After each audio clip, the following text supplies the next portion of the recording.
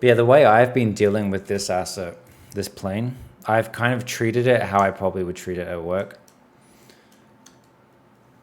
So on the side here, you have the YF19 group. So that's my package. And then within the package, there is YF19 main, YF19 cockpit, YF19 landing gear, YF19 main gun, and YF19 armaments. So the way you would work on these sort of larger assets, you would kind of have it as a collection of assets. So let me just put this across first, actually. So what you do with this is, right, you would have your high-res asset, like your main body, and then say, for example, what we could do is we could put the cockpit as its own separate asset here. And say we have like a super high-res cockpit that's used for like close-up angles like this. What we can do is if we see the plane from a distance and we don't need the close-up cockpit anymore, the cockpit itself can be swapped out in the package to render the mid-range version instead of the high-res version. So say, for example, we also don't need the armaments anymore. Maybe we could just turn off the armaments asset, and we just have the same with the landing gear, right? We could turn the landing gear off, and we would be just left with our high-res plane. Or we can just turn the other models back on at will if we need to. Like we could turn the armaments back on, turn the landing gear back on, stuff like that, right? But yeah, so when you have larger assets like that, this is how we kind of break this stuff down, right? And then also the benefit of having the asset broken down in this sort of way is, say, for example, I'm building the main plane, but we need help on it. Someone else can open, like say, imagine I have blocked out the YF19 cockpit, check that into the pipeline. I can continue working on the plane itself, and another artist can import the YF19 cockpit, and they can work on this in isolation. And then when they finish this, they publish the YF19 cockpit, and then the package gets updated with their latest model, and it has no impact on me working on the rest of the plane. So this is kind of how we break this sort of stuff down. And that's usually why, for example, I've split the cockpit independently from the rest of the plane, because the cockpit itself can be its own asset.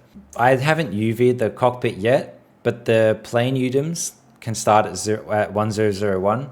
And also the cockpit can start at 1001 because that's technically a separate asset. But yeah, this is what helps people work on multiple people on the same asset, right? Someone can just import the weapons and then just update the weapons, and it doesn't have any impact on the person that's building the plane. Now, so the different levels of the plane usually share the same UDIMs. So that's how the textures can transfer between the multiple different levels, right? Because you don't want to manually have to retexture the... Okay, let's just say ABC. A is hero, B is mid-range, C is background, right? You don't want to have to manually texture the C version. You just want to use the textures from the A version. So usually they share the same UDIMs. But say, for example, if we have our plane from a distance, for example, we could have the plane itself be level A that we need the detail for, but we can have the cockpit itself, because we don't need the nice hero cockpit anymore. The cockpit itself can be level B while the plane is level A. But then when we put the camera this close to it, now suddenly the plane also is A and the cockpit is also A. And that's how this stuff kind of works, right? And say, for example, we don't need the weapons anymore. The weapon model can be just turned off in the package without having to manually go into the plane and update it. So this is the general idea of like breaking these assets up in this sort of way, right? It allows us to cycle out different LODs of different sections based on what we need. And it also means that artists can break up the work individually and go through and update different things without affecting each other. But yeah, that's also why I've kind of simulated this. I've simulated this asset in this way with my own personal work, because it means I can just go in. If I want to texture the cockpit, just grab the cockpit and off we go. What's usually the reason why an asset gets handed to a different person to finish? It's either, most of the time, just timing. Like say, for example, imagine I started an asset, I got a significant way through it, and then I had to go back and fix a model that I've also done somewhere else, but this asset also needs to get finished, someone else would come in and take it over. So that's how you would usually have passing off, is say, for example, one person just can't do everything at once. Both things are needed, and that's it. Like this plane, for example, I could start the plane myself, block everything out, do everything to a decent level, but then suddenly they need to turn the asset over faster than we intended. All right, we got to bring another artist in to help. What is the easiest way to get the other artist to help? It's usually to give them a separate thing I don't need to worry about. So the cockpit, for example. Like if we were to split a plane between multiple people, the cockpit is always a good thing because the cockpit can be worked on independently from the rest of the plane. Because the cockpit itself can be its own asset with the complexity that's needed for this sort of stuff, right? Like you would argue the cockpit itself would be just as complex as the plane itself, especially if you have like camera shots like this, right? Unfortunately, there is also the occasional time where like an artist just might not be hitting the notes, or the artists are just not hitting the deadline through just not being maybe the right person suited for the task. And then that's when another artist would come in and help. I think people don't realize how much work is actually shared between people in the industry, which can also kind of make people's portfolios a bit concerning at points. Because like if, say, for example, I had done 90% of this plane and then another modeler came in and updated this gun, then they could technically put the entire plane in their portfolio. And unfortunately, there are cases where people exaggerate that sort of stuff, and I think it's super uncool. I think it's always best for people just to be upfront and honest with their actual contribution to the work. Like you probably notice if you look at my portfolio or my demo reel, any asset I touch with multiple people, I always just put part of asset team. And then in the interview itself, that's when I usually go into the in-depth amount of effort I did put on the asset. But for me personally, I don't put anything into my portfolio that I don't feel I did a major contribution to. Yeah, I think me personally, I would always rather work independently. I think it usually can cause troubles when you split the work between multiple people. But it's just a natural, normal part of being in the industry, right? It's very normal to have to split your work and between multiple people. You just need to make sure you actively communicate with each other and know what each other is doing, and like not step on each other's toes, or make sure you're both on the same page for like the workflow and stuff like that. And usually in those sorts of situations, that's when you would have like a lead kind of oversee things. For me, I just put part of modeling team because it would just take too long to specify exactly what I had done on the asset. It's always better just to leave it open, that let people know that multiple people have touched this asset. And then in the interview itself, that's when you go into the proper in-depth discussion of what you actually did on the asset, right? I think it's just important, just make sure you are upfront that you didn't do all the work, because it can really rub people the wrong way. Like there's been times where people have put assets I've worked on in their portfolios, and the supervisor has asked me, oh, what did they do on this asset? And I'll be like, I didn't even know they worked on the show. Like, so I don't know what they did on the asset. But they've put into their demo reel that they built whatever I had worked on, and I didn't even know. And that can put you in like hot water.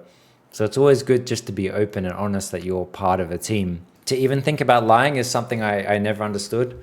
Yeah, unfortunately, exaggerating your work is kind of a thing that happens a decent amount in the industry. That's why I kind of do like the idea of having personal work on the side, where you can kind of prove that you're able to actually hit this quality by yourself, which is one of the reasons why I like doing so much personal work, and I'm quite open about my interests. And, you know, it shows I can hit this sort of quality by myself without having to rely on others and stuff like that. How is it to work with a junior and you share an asset with them? It depends. I've been in situations with juniors where the junior is the main asset. So the junior is the main artist on the asset, and I've been brought on to support them. In that sort of case, I don't want to come in and take their work. I usually take up like the sections of like, I'll build things that aren't really that visible that need to be done, right? Like I'll go in and fix UVs and stuff like that. Like I don't like the idea of taking a junior's work from them. I would usually rather support a junior in that way if I was to work with them. It's different if they're helping me though. If I'm helping them, I don't want to take their work. I would rather, yeah, do the back end stuff, that things that need to be done but don't take away from them getting to actually learn and develop their own skills. If a junior was to help me though, it would be a bit more different. They would probably be taking things I've already blocked out and refining them instead of taking them. Like for example, I wouldn't get a junior to figure the cockpit out. I would get a junior to take my cockpit I've blocked out and refine it. But I would still obviously art direct and make sure that they're still hitting the quality needed, right? So that's usually how it is to work with the junior. You wouldn't really leave them to, because you don't want to intimidate them, right? You don't want them to be overloaded with like, shit, how do I problem solve everything? Say for example, imagine I had blocked out the weapons, but we didn't have any of the sort of detail, right? This is what the junior could do. Like the junior could go in and take the base blocked mesh and go in and start adding refinement details on top of something I've already done.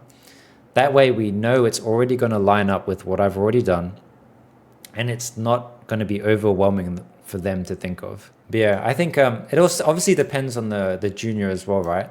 If the junior does very well, then who knows, maybe we could be like, okay, cool, maybe you can take the thruster over. I haven't done much to it, you can take this over. It usually just depends on the person themselves, right?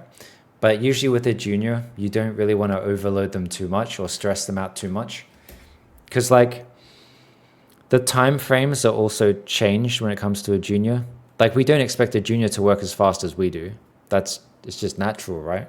Of course, they're not going to work at the speed that a senior will work at. On some rare occasions, it might be like, sorry, junior, you got to do my UVs.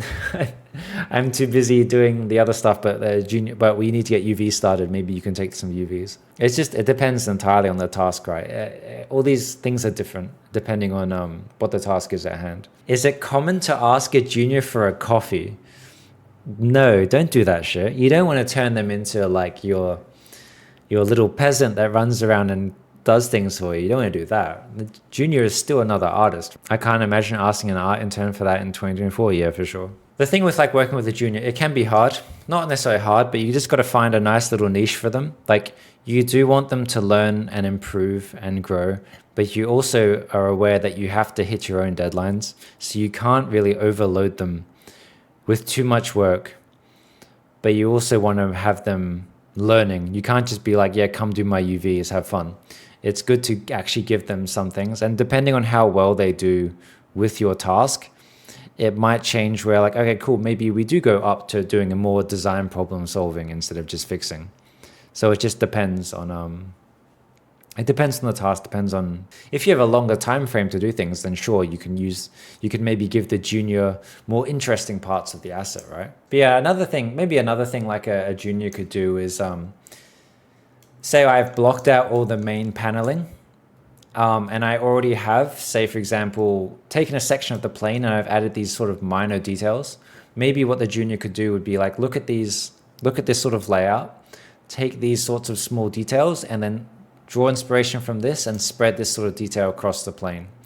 Because they're essentially just adding little details on top of what we already have, and I've already kind of dictated the design language that's required. Like I would never tell a junior that's working with me on a plane like this, yeah, just detail the plane. I would go in manually and set the design expectation of what we want first, and then they would take that and copy it. You would never just be like, yeah, go figure this out yourself, right? But yeah, depending on how well they do, it depends on if you would give them more complex or more menial tasks, I guess, afterwards.